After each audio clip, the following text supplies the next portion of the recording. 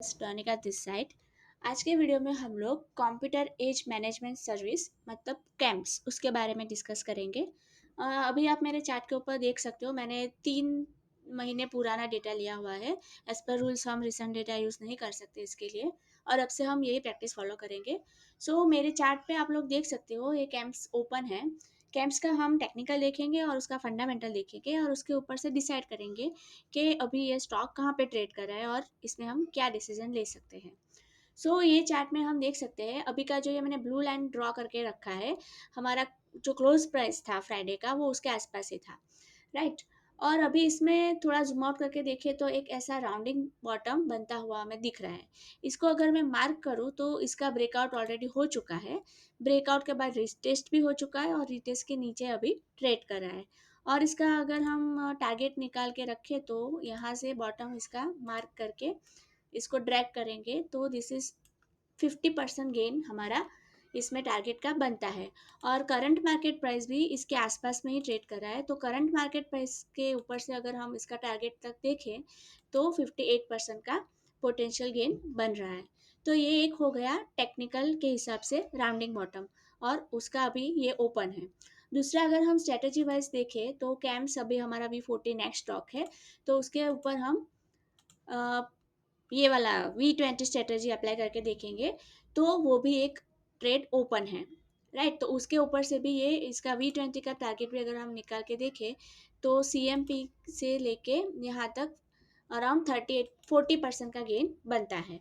Technically इसमें एक तो राउंडिंग बॉटम बन रहा है, और दूसरा V20 का भी स्ट्रेटेजी बैठ रहा है। और कैम्स एक मोनोपोली स्टॉक है, ये म्यूचुअल फंड बिजनेस के साथ जुड़ा हुआ है।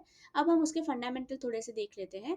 फंडामेंटल में इसका ROCE 54.8 है, which is very good. ROE 43.9% है। प्रमोटर होल्डिंग इसमें ज़ीरो है। अब वो ज़ीरो क्यों है वो हम बाद में देखते हैं। फिर नेक्स्ट पेज पे जाते हैं, हम इसका पी रेशियो देख लेते हैं। पी रेशियो के हिसाब से 10 ईयर का डेटा देखें तो मीडियम पी से लो है, 5 ईयर का भी डाउन पे है, 3 ईयर का भी नीचे है, 1 ईयर का नीचे है, 6 मंथ का नीचे है, 1 मंथ का थोड़ा सा स्लाइड सी ऊपर है, बट इट्स ओके, ज़्यादा ऊपर नहीं गया है। अब हम डायरेक्टली उसके जाएंगे प्रॉफिट एंड लॉस स्टेटमेंट पे।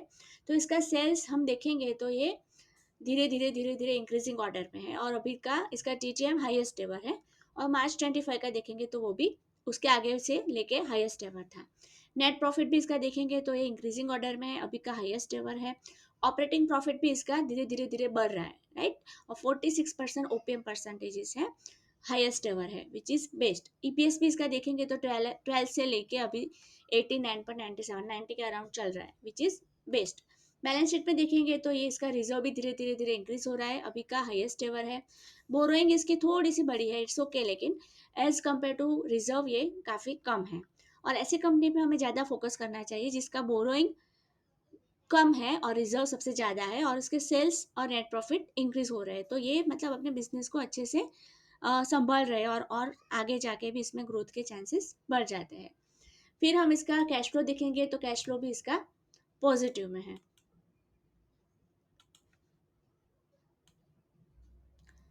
कैश फ्लो इसका 442, और वो OPM से 70% काउंट करेंगे तो वो भी इसके हिसाब से बराबर बैठ रहा है।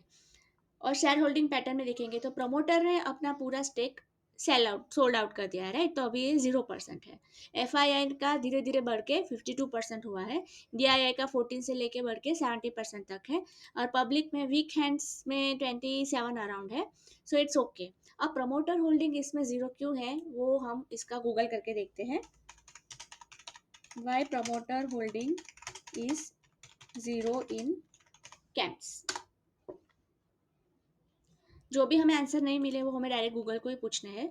तो कैम्स है zero promoter holding because major stake holder Great Terrain investment sold it entire stake in the company, leading to the company being classified as professionally manage company. अभी कैम्स क्या हो चुका है, प्रोफेशनली मैनेज कंपनी हो चुका है। वो investors के लिए पॉजिटिव पॉइंट है, क्योंकि अभी इसमें से प्रमोटर कुछ भी कोई भी नहीं रहेगा, प्रमोटर होल्डिंग इसकी जीरो हो गई है। तो उसका सब कंट्रोल, सब रेगुलेशंस प्रोफेशनल और बोर्ड ऑफ डायरेक्टर से रन होगा, राइट। एक ट्रेडिशनल ओनर जो फैमिली चलाती है वैसा इसमें नहीं रहेगा, और इसके जो भी डिसीजन होंगे वो प्रोफेशनल्स लेंगे। इन्वेस्टर्स के लिए बेनिफिशियल है। इधर आप देख सकते हो benefit to minority share holders, this structure can benefit minority share holders as it eliminates potential conflicts of interest और decision making issues that can sometimes arise in a family run business. बराबर, इसमें promoter इसलिए कोई zero zero है, कोई promoter नहीं है, तो ये पॉजिटिव पॉइंट है, इसमें डरने वाली कोई बात नहीं है। बाकी सब फंडामेंटल्स भी हमने देख लिए। सो फंडामेंटली ये स्टॉक स्ट्रांग है, मोनोपोली स्टॉक है, राउंडिंग बॉटम इसमें चार्ट पैटर्न बन रहा है, स्ट्रेटेजी के हिसाब से V20 बैठ रहा है।